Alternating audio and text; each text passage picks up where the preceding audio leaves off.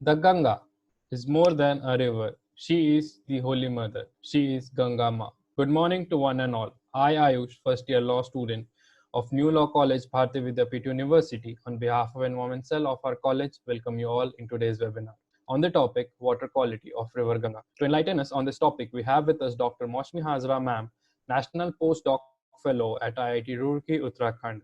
She is an environmentalist who wishes to impart scientific vision to the community and to develop a relationship between urbanization and environment. Ma'am has worked in the areas of natural wastewater treatment, including constructed wetlands, phytoremediation, and water accounting. Ma'am is a gold medalist in zoology from St. Xavier's College, Ranchi. She then completed her master's and PhD from BIT Mesharachi. Ma'am has done extensive work in the field of hydrology research. She had worked on water quality assessment of River Ganga. Ma'am has monitored River Ganga and analyzed the data of River Ganga during March 2018 and November 2019 jointly with IIT Roorkee and Center of Ecology and Hydrology, UK. Recently, she has visited Center of Ecology and Hydrology, United Kingdom to have a look at monitoring protocols of River Thames. Presently, she is on a Ramsar site, that is Renuka wetland in Himachal Pradesh, which is a eutrophicated water body. She had been involved in writing and presenting her views related with her research work with state government of Jharkhand. Ma'am has also worked in St. Xavier's College, Ranchi as an environment science faculty. Dr. M. Hazra ma'am has various papers and articles published in her name under national and international publishers in the field of phytoremediation. She has also attended and presented her work in international conferences of repute. And the list of achievement goes on.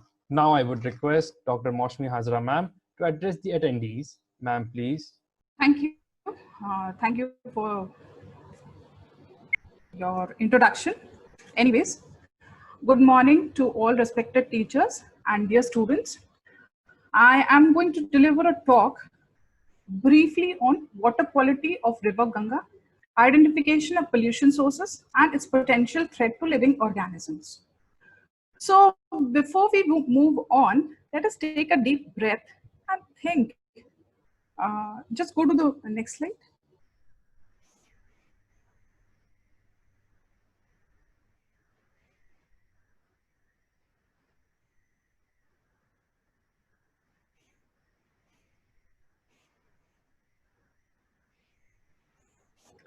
The water we drink, the air we breathe, the food we eat, and the climate that makes our planet habitable all comes from nature. Yet, there are exceptional times in which nature is sending us a message. To care for ourselves, we must care for nature. So it's time to wake up, to take a notice, to raise our voices. It's time to build back better for the people and the planet. Next. So the outline of my talk would be a brief introduction, the problem identification, the sources of pollution, the effect of anthropogenic activities on the Ganges, and alternative technology for helping revive Mother Ganga, and of course the references. Next. So as we all know that Ganga or the river Ganges is the largest river of Indian subcontinent. It originates from Gomukh ice caves of Gangotri glacial system, and it goes to the Bay of Bengal after transversing through Uttarakhand, Uttar Pradesh, Bihar, and Jharkhand, and then finally to the West Bengal. So it is a lifeline to more than 400 million people, and therefore it is considered as the sacred river of India. It has lots of tributaries, for example, Yamuna, Koshi, etc., that adds to the volume of the river as well as it adds to the pollutant content to the river. Next, please.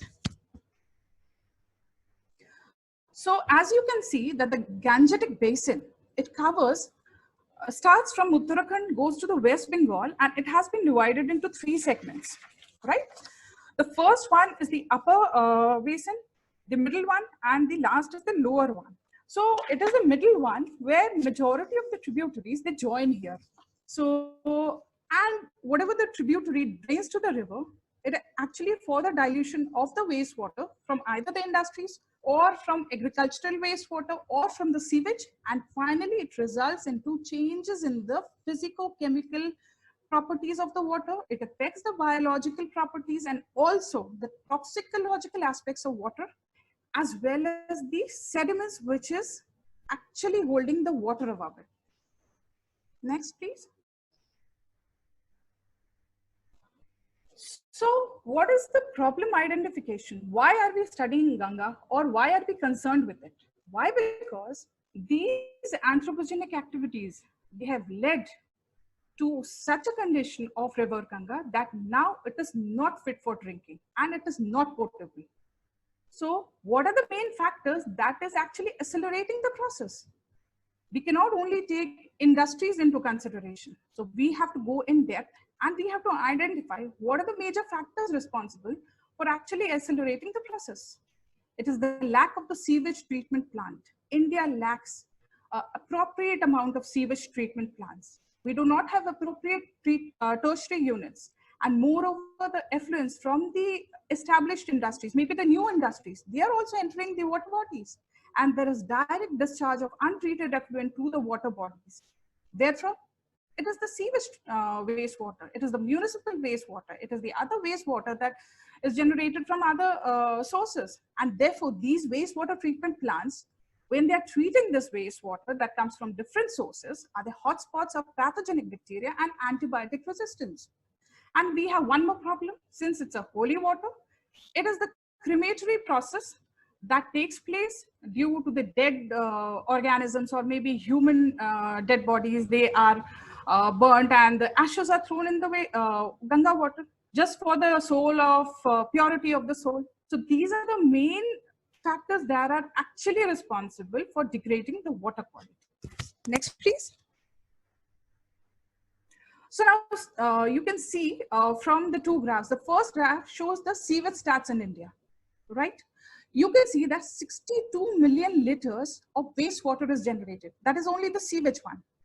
And only 23,277 MLD of MLD, it's the million liters per day we are generating. It is only about 23,277 MLD that is being treated. Just see the gap between them. So how much sewage is generated and how much is treated? So we are not efficiently treating the generated sewage. Now the second graph shows the status of STP in India. So as I've considered in my last slide, lack of treatment plants. So the total STP we have in India, it's 816. So the functional STP, it's only 522. And non-functional, the number goes to 79. Some of them are under construction, 145 is under construction, and some have been proposed. So we don't know when they are going to come out. So it means that when you see the first graph, club it with the second, you can identify and just say a brief conclusion that 70% of the sewage is generated in urban India, and it is not treated in urban India and it is disposed of. Then what is done to the rest of the untreated wastewater? This is a big question of concern, that what is done to the rest of the untreated wastewater? Next, please. So let us consider the stats for all the 5 states from where the Ganga passes. In Uttarakhand, we have 24 STPs. The number of STP that is functional, it's 10. Under construction, 12 are under construction and 2 have been proposed. In Uttar Pradesh, which is the middle section of the Ganga basin, 73 STPs, there are total 73 STPs. Functional, it's 62 STPs are functional, non-functional 7. Under construction, it's 3, and proposed, they have proposed 2 STPs.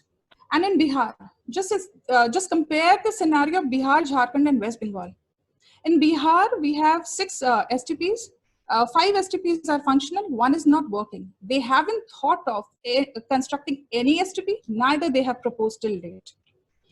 And in Jharkhand, the best part is that they have 15 STPs, they are maintaining it, all are running, and you go to West Bengal, you see that they have 28 STPs. Functional, 16 are functional, and just see the amount of non-functional STPs. It means that either people are not working there, they don't have electricity, they are not functional, they are not funded by the any other resources, And they haven't thought of constructing any STPs, and they haven't proposed anything. So this data has been taken by CPCB 2015. You can just scroll and find out the other details. Please go to the next slide. So what are the general parameters that are monitored in Ganga? So general parameters that are monitored are physical parameters, chemical parameters, biological parameters. So when the water is not transparent, we don't want to drink it, right? So therefore, they go for pH, temperature, turbidity, color and odor. If the water smells, we are not going to drink it. So color and odor, and finally the electrical conductivity. When it comes to chemical parameters, it is the ammonia, the biochemical oxygen demand, the chemical oxygen demand, the nutrients, that is the nitrate and phosphates. These are the sources. The main sources are soap, detergents, and whatever we are using in our household. And the heavy metals like chromium, mercury, cadmium, nickel, and lead. Biological parameters, they have only considered two things: the total coliform and the fecal coliform. So fecal coliform actually tells you the contamination which is caused by the feces of human origin. So it is the total coliform. It consists of the fecal coliform and the other coliform that comes from natural resources. So these are the parameters. They are generally monitored in India, and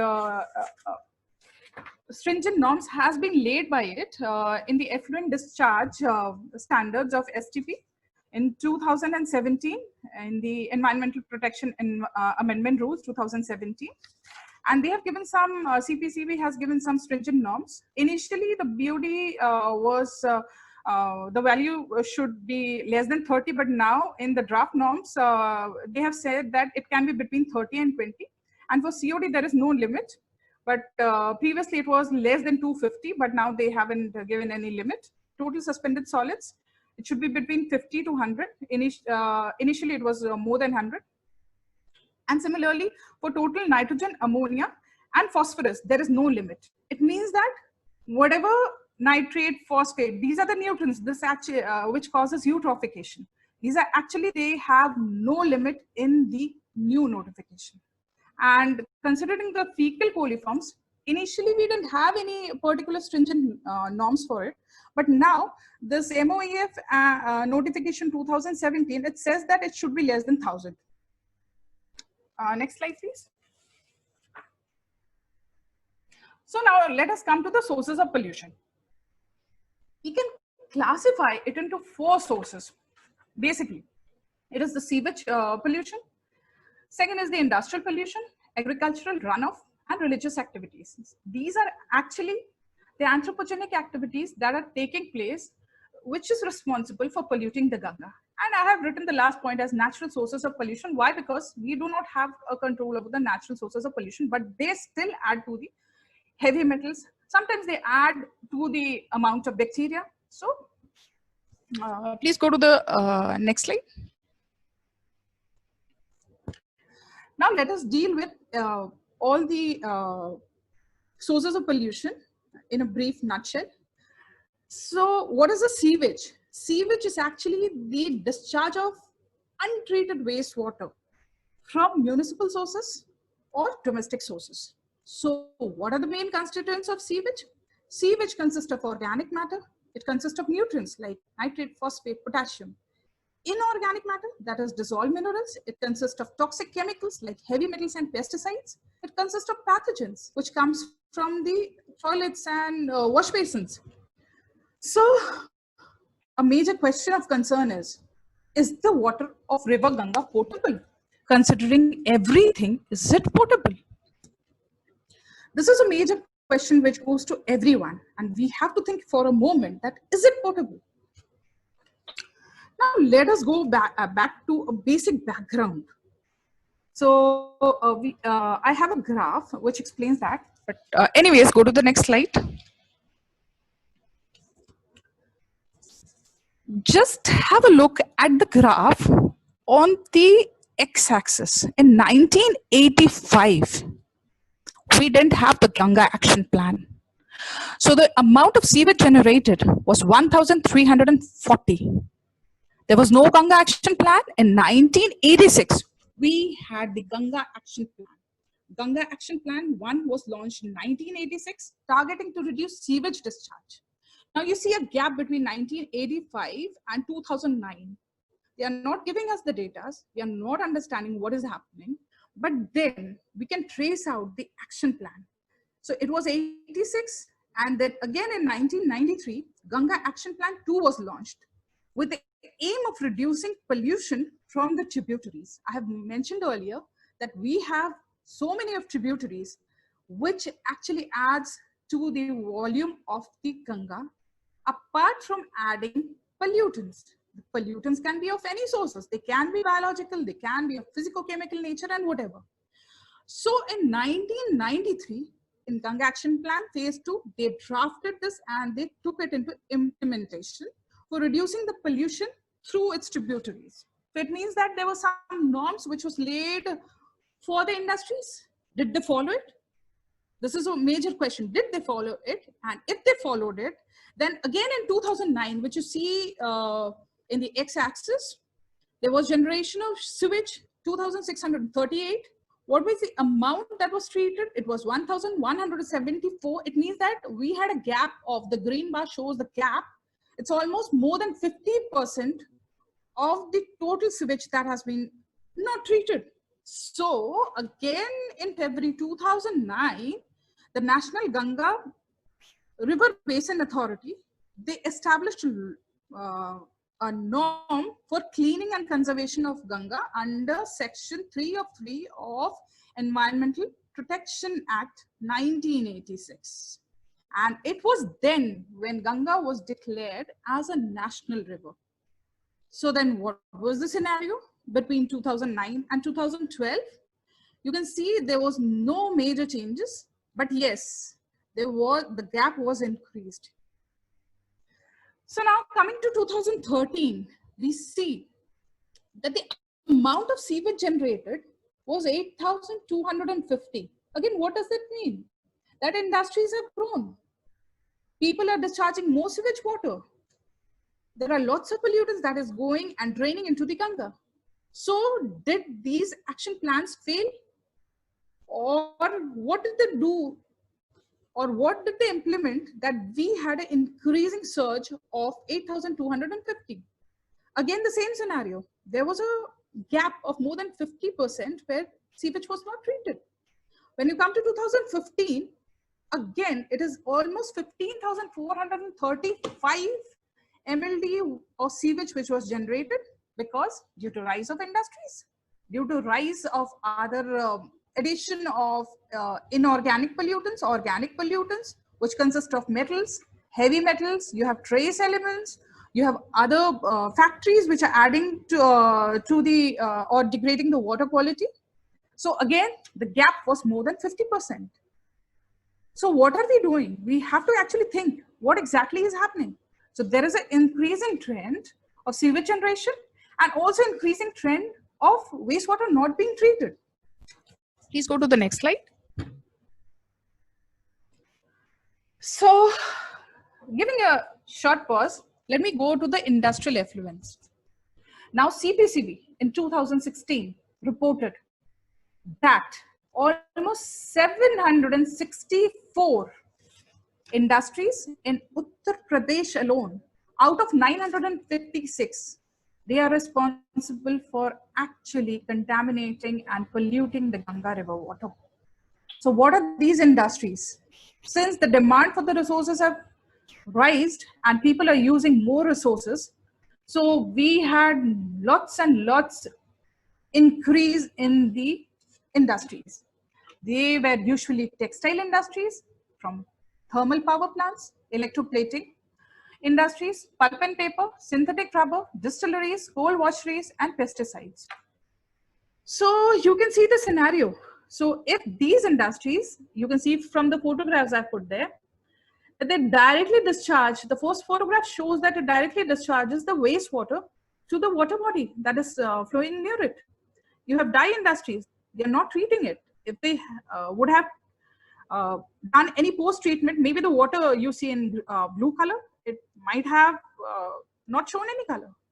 And another major factor that was contributing to the presence of chromium and mercury in the wastewater, which was being discharged, or maybe in the Ganga river, it was the idol immersion. When you go for worshipping any god or goddess, what do you do later? Just dispose off in the water. But then that has got plaster of Paris, it has got paints, it has got cloths, it has got all the flower waste, and it goes to the water. So actually it is directly affecting the water quality of Ganga. Next, please. Coming to the agricultural runoff. As I've shown that the Indo-Gangetic plain is one of the most extensive fluvial plains of the world. And nearly 13% of the total geographical area is covered by this area, which consists of Uttarakhand, Uttar Pradesh, Bihar, Jharkhand, and West Bengal. And one astonishing thing again is that India produces about 85 million tons and utilizes about 65 million tons of pesticides. So where does these pesticide comes from? They come from the agricultural lands which have been using pesticides to protect its crop. And these pesticides are actually very, very dangerous for the soil in which the crops are growing and for the water where it goes off as a runoff during the monsoon season. So these are actually a nightmare for us. Though the production rate increases, you find that the soil, maybe after a few years, maybe after 5 years, it will not be capable of growing crops there. And for example, DDT. In 1989 and in 1996, the first two pesticides, DDT and Aldrin, they were actually banned by the government. But since they are easily available and they are of very low cost, still we use DDT and Aldrin as a pesticide in agricultural units. Malathion, it is actually going to impact the nervous system of any organism. So you have other pesticides, the name is endless. So I have mentioned only 5 or 6 here. The next slide, please. Now going to the religious activities. What are religious activities? We have a true belief on God, and India is known for it. So we think that, okay, it is Mother Ganga. She's the soul purifier. She's Moksha Dayani. She's going to help us. So we should worship her. And when we worship, we usually take sweets, we take milk, we take flowers, we take leaves. We take lightened earthen lamps for the Ganga. And sometimes there are people who discard the old books also, religious books also. It's a fact. Everyone must have seen in his or her lifetime that maybe our parents are doing it. Maybe sometimes our grandparents are doing it. And grandparents especially, they think, before our death, we should have a dip in the holy Ganga. And then we'll be free from our life cycle. So this is the belief which we have. So there is an interesting story about the religious bathing. So Kumbh is a main event that takes place every 12 years. And fortunately or unfortunately, I'm not sure. So this time we'll be having it in Haridwar also. So what is the story of Kumbh? They say that in 4 places, when the gods and the demons, they were fighting. So they had dropped some Amrit, that is the elixir of life, in 4 places: Haridwar, Allahabad, Nasik, and Ujjain.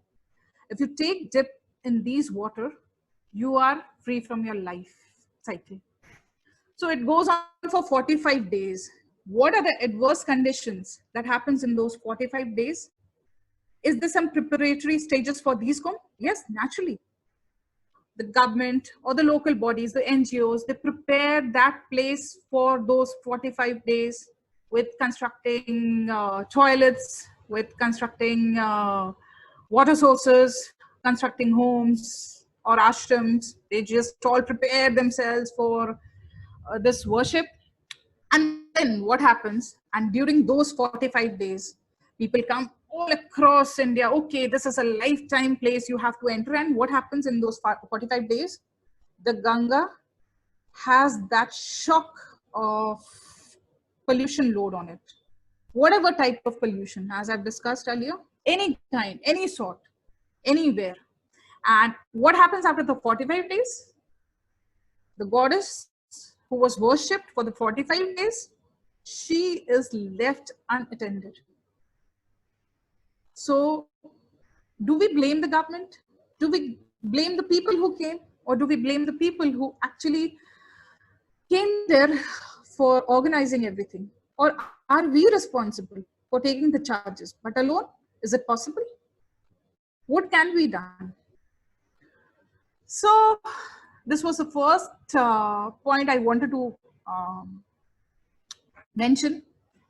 Then I have already said about the idol immersion. What happens in the idol immersion?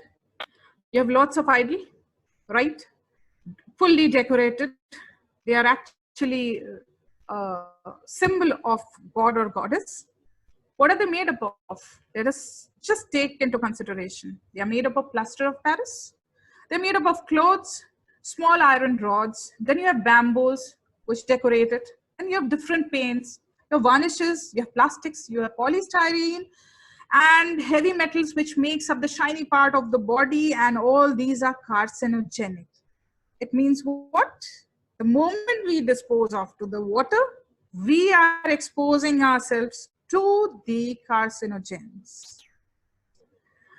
So the plaster of Paris also contains gypsum, sulfur, and phosphorus. Again, nutrients. Again, those things which cannot be degraded by the microorganisms. So where do they move from the water? Either they are carried off to the next site, or they are settled in the sediments. And the sediments, as a packet of whatever you can say, as a packet of explosion, it keeps on giving all the pollutants to you. Now, when you go to any temple, what happens? Again, you take many things, like flowers, coins, religious material. You give it there, okay, God is going to be happy. But what happens after that happiness? Nobody is aware of that. The lastly, which I discussed a bit, is the dead body cremation. People die off. Before dying, they say their children, okay, if I die off, please go to Haridwar or go to Varanasi, dispose of my ashes there. And no doubt, we also follow that. But that is also adding to the contamination level. And all these factors, whatever I've discussed, are responsible for increasing the physico-chemical parameters, altering them, altering the biological setup in the water. They're altering the content of heavy metals which is present there apart from the natural resources. And this is actually like a story which goes on and on. Please go to the next slide.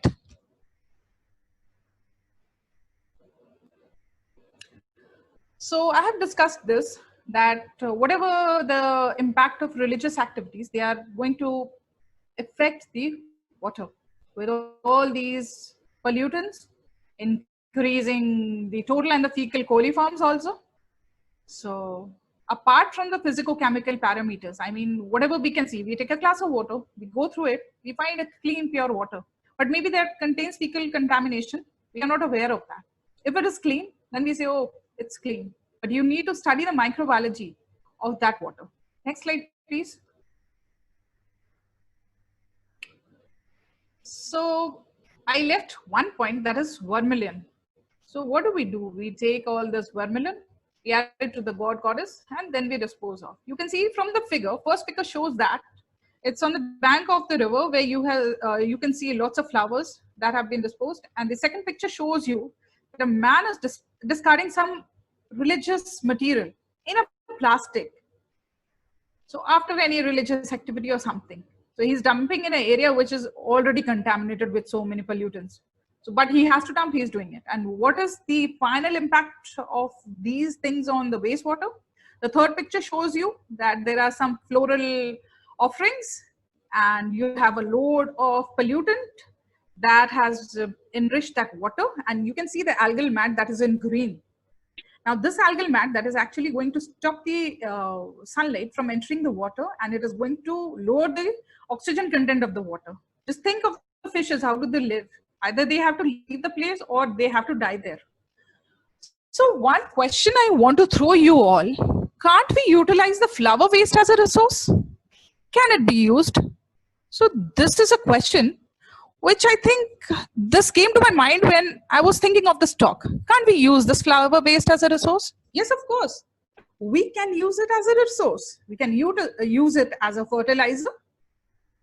We can use it for vermiculture, where the worms can degrade these flower contents, and they can turn it into a very good fertilizer that can be used later on. So we have to actually plan for the setups which are near to any holy places, which has that unit, as converting them into a resource.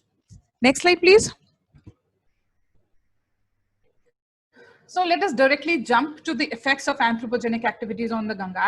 I've discussed every point, but still I'll go to the 4 major points. They are bioaccumulation and biomagnification of toxic substances in fishes.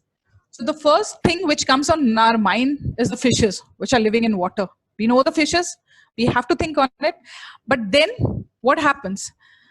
We'll go to the next slide after discussing this one. So next point is bioaccumulation of inorganic pollutants. Inorganic pollutants comprise iron, nickel, copper, chromium, cadmium, all are mutagens that causes mutasis, as well as carcinogens that causes cancer.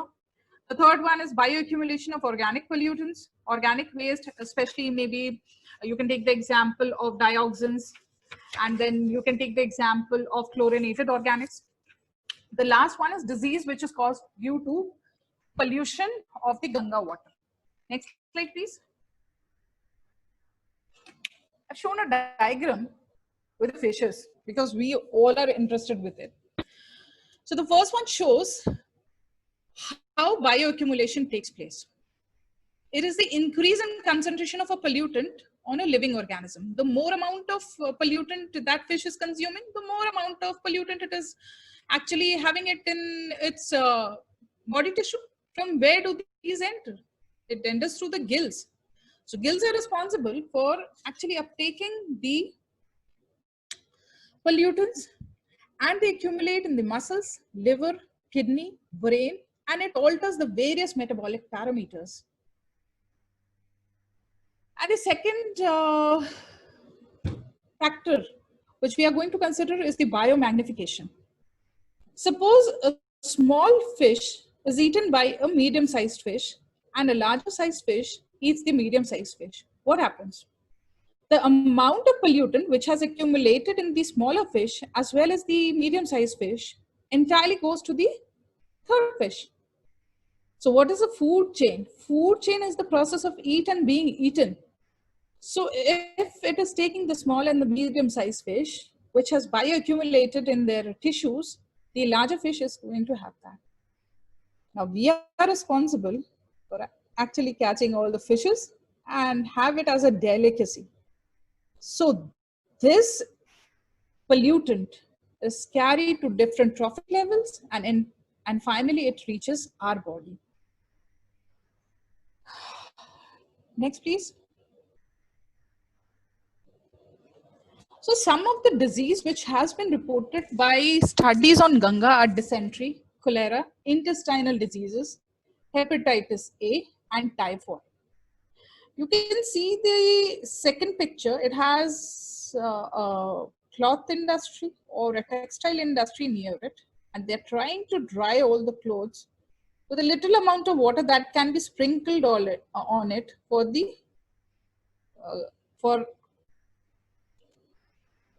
the cloths to get up those dyes. And the last figure shows that the man is washing his clothes or something, and you can see the animals that are bathing. So animals are also responsible for adding to the coliforms, as well as whatever heavy metals maybe, or wherever they have been, they are adding to the pollution. Next, please.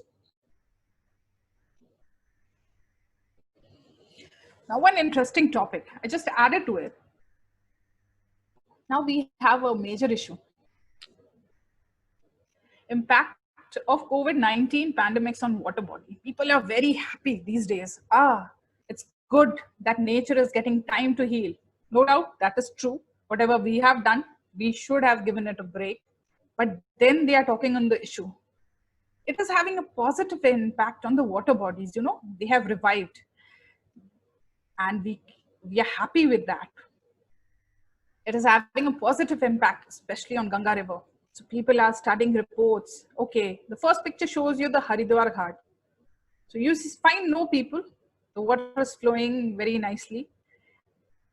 And the second picture is of Rishikesh. We are actually fortunate enough to be blessed with such water bodies in India. Now people are thinking about it, and we are having a positive impact on the water bodies. So can we go to the reason why we are having a positive impact on the water bodies? The main reasons are industries, they are closed. There is no agricultural activities. We are not going to any restaurants. We are not going to any hotels.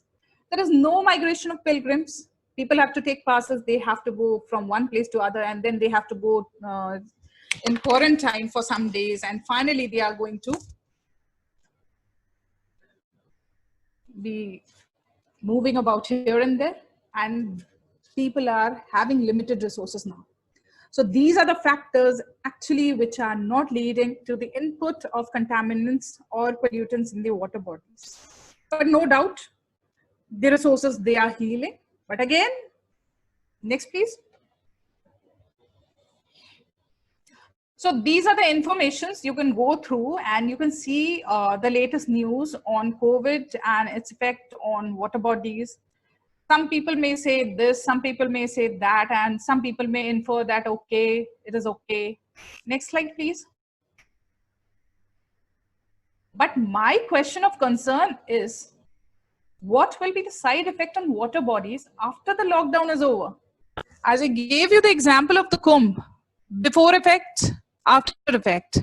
So we have to see the side effect of water bodies after the lockdown is over.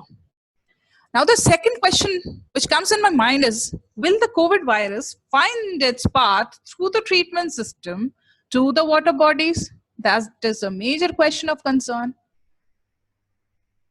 What is actually going to happen with the waste being generated at each household and community level? No doubt we are staying at home. We are not going everywhere. But we are bringing many resources in our home to have delicacies 3 times. We are utilizing more resources as compared to the previous one, and we are generating more amount of waste. So what about the contaminants going out of drain and flush toilets? So now the government has said, okay, fine, you go for home isolation. So if I stay in home, if I go to and use my toilets, suppose if I am having COVID, will it not be carried to the discharge?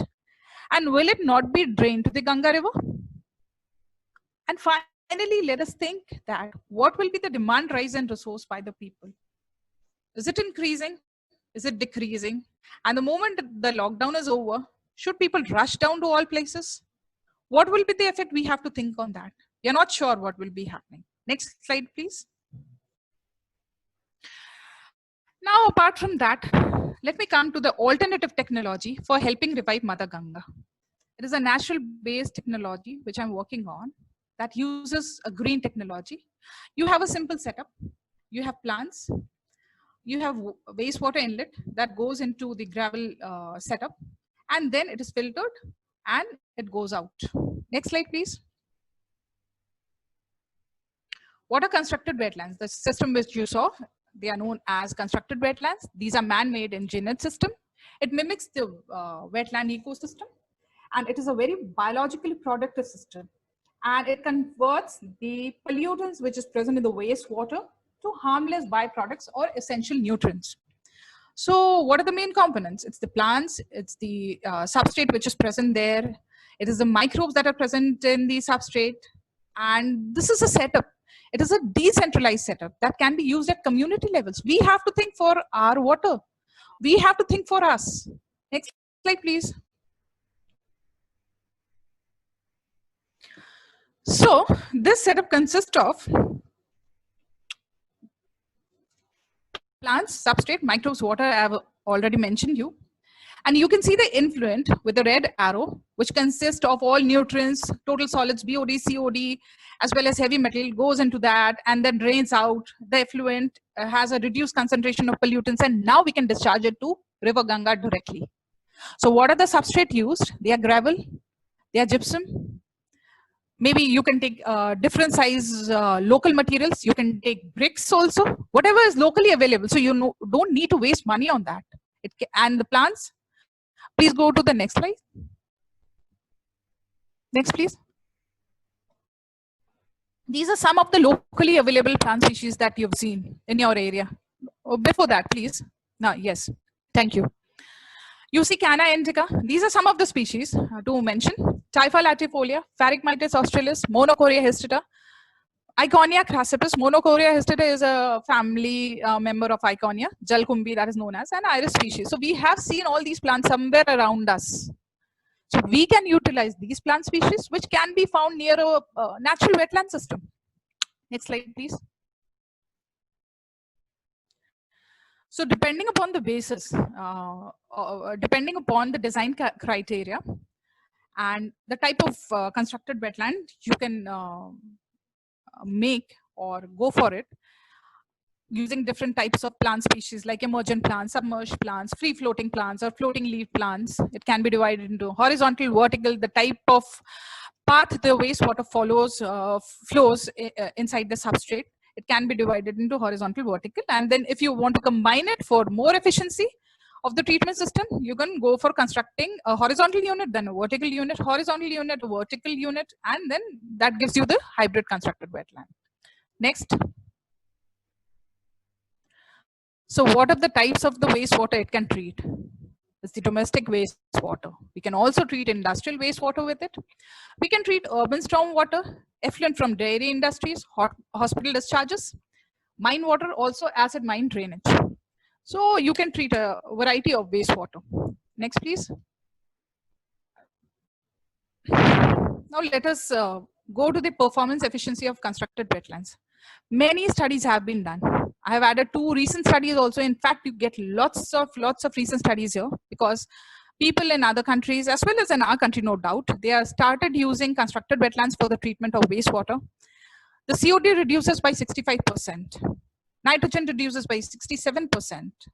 Pathogens reduced by 87%. And in some cases, pathogens have been reduced till 99%.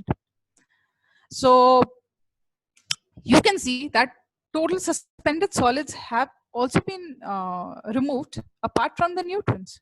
So we get a very good performance efficiency of this constructed wetland. Then why not use it for the purpose of treating the domestic wastewater, industrial wastewater, and discharge the water directly to the Ganga water body? We reduce not only the water quality parameters, we also reduce the pathogens, the antibiotic resistance, as well as other coliforms from this constructed wetland unit, and we can directly discharge it to the water bodies, or else we can use it for irrigational purposes that will not hamper the soil which is present for growing the plants. Next, please. Now, what are the benefits of using constructed wetland? The first photograph shows you that a house consists of a constructed wetland, but it looks like a garden. So wonderful aesthetics, right? So the second picture shows you it is a floating wetland. Just you have to float it in the water surface. It is going to take up all the contaminants and keeps on floating. It looks very beautiful. And the third one shows you newly constructed wetlands with Pharyngitis species. It is treating the wastewater. It is a simple setup. So anyone can make it in their community level and allow the wastewater to be treated. So the major benefits are reduces the load of contaminants. The treated effluent can be discharged to natural water bodies without chlorination. So we are not adding chlorine for disinfection. We can treat it with constructed wetland and then we are gone. So reuse for toilet flushing. We can use that treated effluent for toilet flushing, aquacultural ponds, gardening purposes, agriculture, and as I have already mentioned, for aesthetics. Next, please. Now let us take a look at where has it been implemented in India. ICRISAT, Telangana. they have used this technology. In fact, National Institute of Hydrology has also worked on constructed wetlands. They have built a constructed wetland in a small village outskirts of Roorkee. Aligarh Muslim University in Uttar Pradesh, Punjab Rao Krishi Mahavidyalay, Nagpur, in association and collaboration with NIRI Nagpur, they have used, they are actually using it right now. And Dharamshala, it has a newly constructed wetland in Himachal Pradesh. Next slide, please. So these are some of the references you can go through. Latest studies have shown that how constructed wetlands are efficient. People are working on it, and they have shown encouraging results for all the parameters. Next, please. So what is the outcome of my talk? What is your takeaway? Your takeaway. Keep on exploring for the benefit of the society. What I suggest. Second, try to bring your dreams to the field reality and keep on learning. So this is your takeaway from my talk. Next, please. So these are glimpses of my present study. So I have been to all the wetlands in my country. I'm a field type of guy. So I have been to all the places and water bodies in Uttarakhand along with the UK team members. This is third picture shows with my team who are in collaboration with IIT Roorkee. The fourth picture shows I'm in Bangalore. That shows a wetland that actually doesn't look like a wetland. It's a natural wetland. They have constructed wetland all around it, and that natural wetland has turned into a beautiful landscape. And the fifth picture shows you a Ramsar site. It's in Himachal Pradesh. You can see the presence of Azolla species, which has created a mat-like structure on the water body. So it is highly eutrophicated. So my study would be to identify the contaminants which are responsible for actually the algal mats that are created. And the last one shows my visit to Thames River in UK, where I went there to understand their monitoring protocols. Because we are working on Ganga, we need to learn new techniques. We need to understand how they do their work so that we are at par with them. So Thames is also considered as Ganga in UK. Next, please. So let us take a deep breath and again think, if there is magic on the planet, it is contained in water.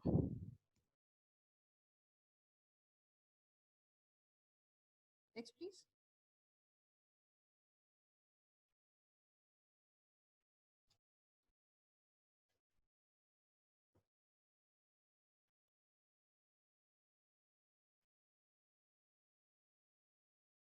Next, please.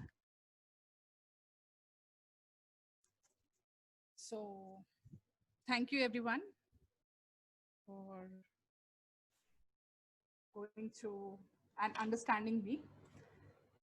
I would like to thank Dr. Bhagyashree Deshpande, Principal, and Dr. Jayashree Khandare, Coordinator of the Environmental Cell, Dr. Jyoti Dharm, Chief Coordinator, and the team members of Environmental Cell, New Law College, Pune, for providing me the opportunity to share my views to the young, bright minds who are the future pillars of society.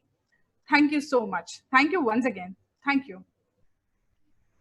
Thank you, ma'am, for your words of wisdom and for bringing the on-ground reality to us. Now we move to our last segment of our webinar, that is the Q&A session. The questions have been posted by the attendees on our WhatsApp group. So, ma'am, the first question is from Sarvesh Kumar Shahi, Assistant Professor Law, KIIT University, Bhubaneswar. Okay. Whether Namami Gange project will play an effective role in river management? Yes, they are working on, people are working on Namami Gange, and I hope, because I didn't mention that. So whatever I mentioned, I think I wanted to show in my lecture that what happened for the failure of these. So Namami Gange, they are working on it, and hope we get some good results with it. Okay, okay. The next question is from Prabhas Singh from Hyderabad city. What is the percentage of pollution of sewage, industrial effluents, farming related and religious activity? I guess, yes, ma'am, please. See, there is no published data on the religious activity, what they are doing, because it's very difficult to track Okay, in ma'am. places. All around the year, we are having some activities. Every day we are having something, apart from the COVID, which we are facing. So every day we are facing, and there is no accountability of whatever the process is happening. Though we are known with the fact that, okay, these festivals are coming, but we do not have a published data. So I cannot go for that. Okay, ma'am.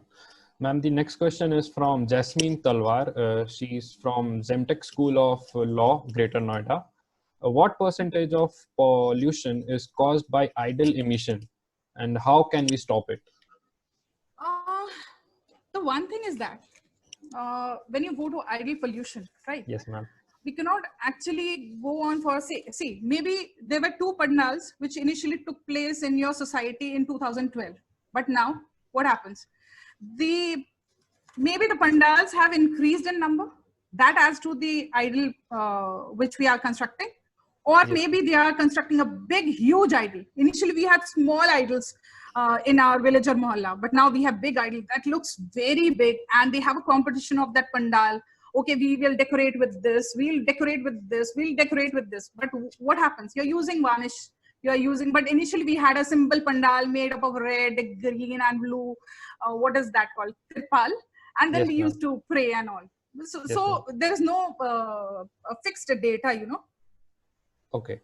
Okay, ma'am. The next question is from Sakshi Agarwal, Indore Institute of Law. During lockdown, as government said, Ganga River seems cleaner after 40 years. Yes. So what are your views that after lockdown, Ganga River would be same or will be polluted? See, it's personally my views. I'm not going to government people. I'm not going to fight with anyone, but it's actually my views. I think the impact will increase. People will take a bath saying that, oh my God, a pandemic has gone. We are safe. We are living. So we are centered in we. We do not think for others, right? So people will rush to Ganga. They'll have a bath and say, oh my God, I am saved and I am happy. My God, the days were too good for us. They won't think what are the problems faced by the poor people. They won't think what will happen to Ganga. Nowhere Ganga is. Ganga is a holy mother. We can just go and have a fight with her. Whatever we do, she's not going to say us anything. The same happens with a child and any mother, right? So Yes, I hope you understand. Yes, Next. Thank you, ma'am. Ma'am, next question is from Dr. Bhakti Bhangle. Can we change our religious rituals by educating our people? How dangerous is our activity in disposing everything in River Ganga? See, there are 2 or 3 points I would like to say. Hope I'm not getting out of time. So first yes, thing is ma'am. that. Yes, ma'am. We can continue. Yes, ma'am. First thing is that it's very difficult to educate people on anything. Yes, forget everything. Forget about the poor or the rich people or educated or illiterate people. Just go to your society. If you say that we are going to construct a dustbin, will the educated people in your society agree with it? Maybe 20% say, okay, fine, tomorrow morning we'll come and we'll work on it. And what will happen to the rest 80? They'll say, okay, tomorrow we'll see. And the next day, out of the 20% who said yes, only 15 are going to arrive who are very enthusiastic. Out of the 80%, only 30 or 40% will arrive saying that we have some urgent work. So what about the rest? They're not going to come.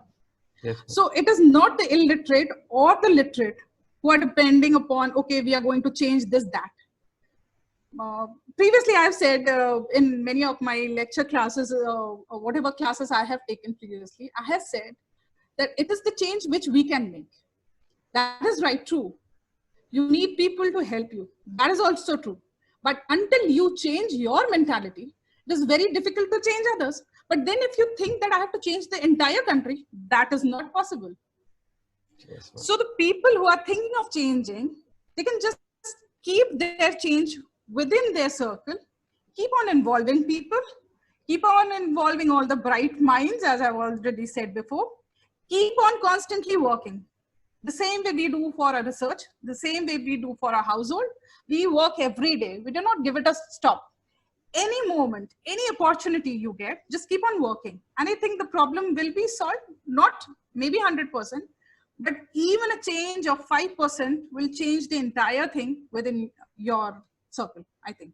Hope this answers the question. Yes, ma'am. Yes, ma'am. Yes, ma'am. Okay. So we moved to, we got a little long list of questions. So You can throw me one or two questions. I'll be happy to answer because people shouldn't think that I'm not answering. no, But ma'am. anyways, We will have, we will go to all the questions that our attendees have posted. So the next question okay. is, the main population about pollution of water is not affordable water treatment costs. The emphasis Yes. should be to develop an affordable water treatment solution, which is also sustainable and natural. Do you think so? Yes. The example I've taken for the green technology, it is a sustainable type of treatment system. It is a decentralized system. It is going to add to the aesthetics, and moreover, the charges are not they don't rise for your gravel. You get it from any local area. You get the plants free of cost, but only the designing part is there. So maybe you get designers or engineers who can design it, or even not. If you don't get anything, the land whichever you have, you can build it according to that. So it's not a very big issue. So you don't have to take many types of substrate. Gravel is available. You can use that. So I think it's a cheap, decentralized type of treatment system that is adding to the sustainability and water reuse, recycle. Yes, ma'am, the next question is from Gaurav Pati, MSc Applied Geology, IIEST Shivpur. What are the impacts of microplastics on Ganga River? Please give me some example of the impact. See, again, that is related to my work. Though I haven't published any report on that. So when I was traveling from Dev Prayag till Varanasi for my sampling this November 2018 with a UK team, they collected the samples for microplastics. So the basic reason behind it is that these microplastics are very, I'm forgetting the range, but they are very small and they accumulate in the body of the fishes. Okay, so they affect the fishes, and as I've already mentioned before, if they accumulate in the body of the fishes, that is going to hamper their gills, their muscles, their liver and everything. And if we consume it, we are directly affected by that. So no doubt, this is a very good question, I would say you. And people in CH, they have started working on this microplastics, which they have collected from Ganga. So we are lacking in this research anyways. Ma'am, next question is from Uzma Sohail, ICFA University, Jharkhand. What % of religious activities pollute the quality of Ganga water, and how can we change or stop it? I guess we have addressed this question, so we can. Yes. Yes, but anyways, let me have a word to him. Yes, ma'am. Yes, so I didn't answer one thing. Yes, it is on the thinking which we actually create our environment. Okay. So maybe a single spark in anybody's mind can change the process of this type of rituals in his society. Maybe somebody follows it. So the same happens in our community. If you do something good, people try to follow you. If you plant a pot in your roof, people are going to follow you. The same way, maybe if we change something, somebody follows us. And if they learn good, it's good for us. Okay, ma'am. Yes. Just, ma'am, the next question is from Vivek Maxwell Ekka, and I guess his question goes in the same direction. Can idol of goddess and goddess can be made from some natural product which doesn't pollute rivers? Yes, I think I have this answer. It was a very tricky one, but then I have this answer. The first thing is that I have used the plants in the constructed wetlands, right? Yes, so ma'am. These plants, some species like typha, so they are very stout and harsh. They can be dried, they can be used for making that idol. And once you use it, you can use it as a fertilizer. So this gives a direct hit to his question, I think. Okay, ma'am. Ma'am, the next question is from Rasmi Bharadwaj, New Law College, Pune. Despite heavy funds and grants, effort to clean up Ganga is keep failing. And is this short time bliss that Ganga is cleaned in COVID-19 pandemic? I said you, if it is even cleaned, but we haven't taken into account the fecal coliforms, right? And we Yes. haven't taken account the antibiotic resistance, which are already present there, antibiotic resistant genes, which are already present there. I've already mentioned before that we are detecting and monitoring only 3 parameters, physical, chemical, as well as biological. The biological one consists of total coliform, that is the coliform or the pathogens that comes from other organism waste, and fecal consists of human waste. But what about the antibiotic resistant genes? They're somewhere. So they are not going to come out of the water. So antibiotic resistant genes are there. Other pathogenic organisms are there, which are locked in the sediments. So according to me, I think maybe the water quality parameters may change, but the contamination, biological contamination and the toxicological effects of the previously buried contaminants or the pollutants, that is going to show. And when the lockdown was over, we come up with the double punch of hitting it with our rituals. So again, then this is a black Ma'am, box type of question. ma'am, Yes. her second part of the question was, despite heavy funds and grants, effort Yes. to clean up Ganga is keep failing. What is the what you think can be the reason behind it, that despite such huge fund allotments, the project to clean Ganga is not that successful at the rate we want it to be? What are your Yes. views on it? See, what happens, the first reason is that we have lots of money for the projects. No Yes, doubt. People are working on it. I cannot say they are not working. They are working on it. And we have lots of fun. But apart from that, there is a gap between implementation and running of the system and the amount of waste we are generating. So we are responsible for generating the waste, which nobody takes into account that who is responsible. And finally, we say that the government is not doing anything. They plan something, they implement it according to the present situation.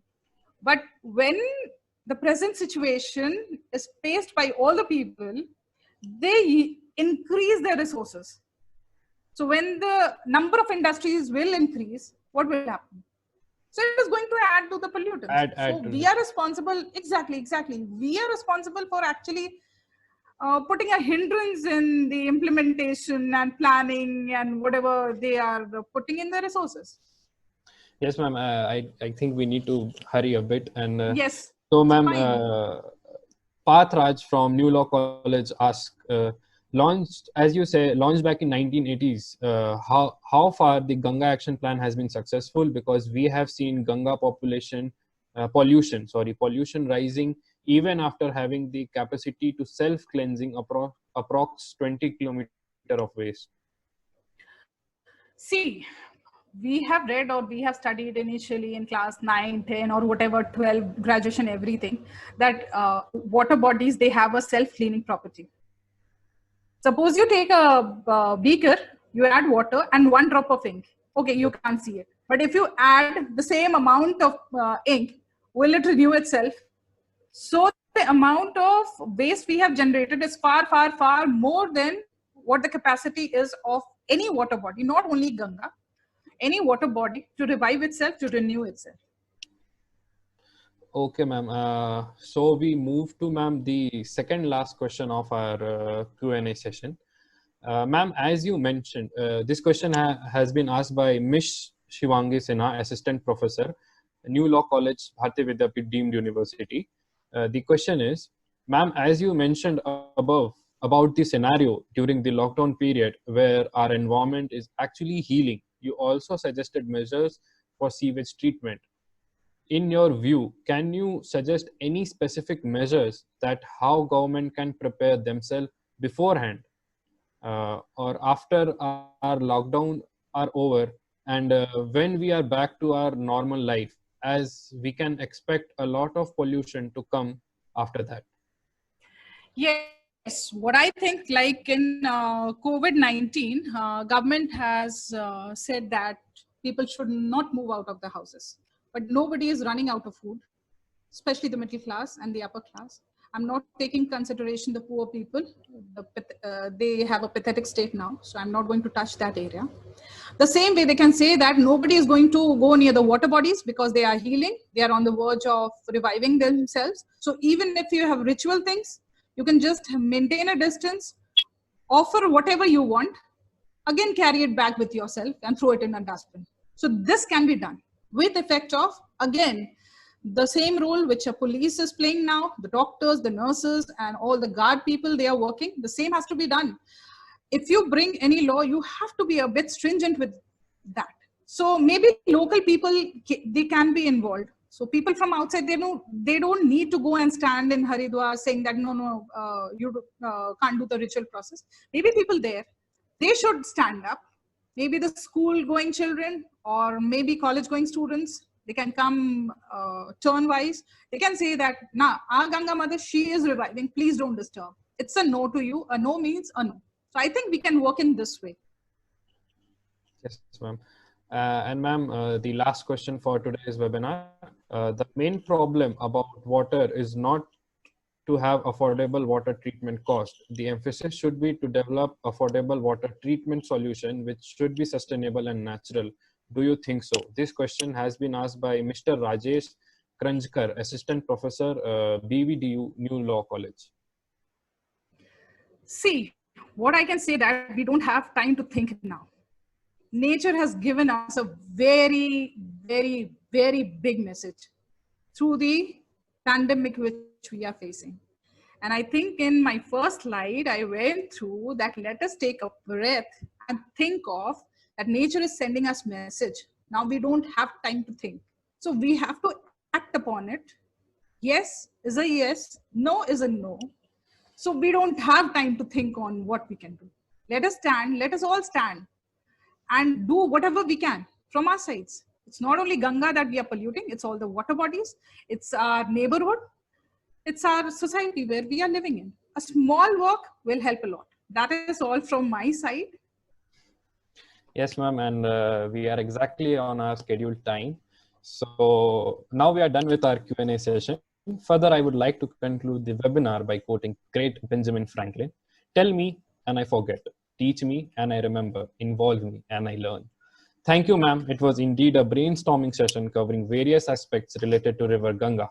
As a positive takeaway, this lockdown has helped River Ganga to clean and detox itself. Hopefully, people will join in constructing natural wetlands. Ma'am, on behalf of New Law College and Environment Cell, I would like to extend my gratitude for taking out your time of your busy schedule and sharing your knowledge and experience with us. I am sure there has been several takeaways for our attendees. I would like to thank Dr. Bhagyashree Deshpande ma'am, Principal New Law College, Pune, for being wonderful guide and mentor.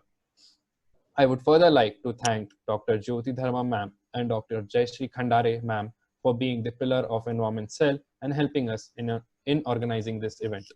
Lastly, I would like to thank all our participants and attendees for their support and patience. Thank you. Stay safe. Keep Ganga clean.